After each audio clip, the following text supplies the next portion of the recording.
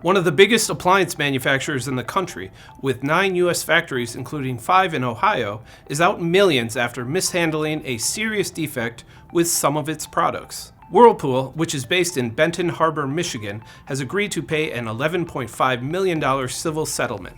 According to the Consumer Product Safety Commission, the company failed to immediately report issues with 17 models of its JennAir, KitchenAid, and Whirlpool brand electric radiant heat cooktops. The appliances contained a defect that made them turn on by themselves, creating a serious risk for fire and injury.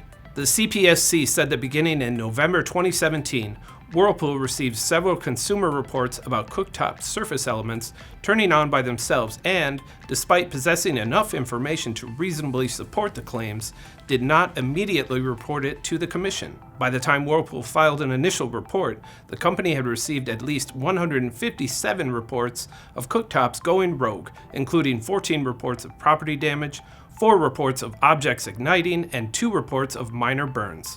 Whirlpool eventually issued a recall of the cooktops, which impacted more than 26,000 products, on August 28, 2019. In addition to the payment, the settlement puts Whirlpool on the hook to ensure compliance with the Consumer Product Safety Act. The company also agreed every 3 years to submit annual reports regarding its compliance program, internal controls, and internal audits of the effectiveness of compliance policies, procedures, systems, and training.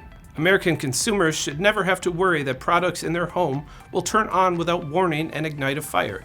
To avoid that, companies have to report to the CPSC immediately when they know of such risks. The agency charged that Whirlpool didn't. For years, it waited to report the problem until after 157 incident reports, including burns and damage, said CPSC Commissioner Richard Trumka. Today, we act to hold Whirlpool accountable for ignoring safety and hiding information its customers needed to protect themselves.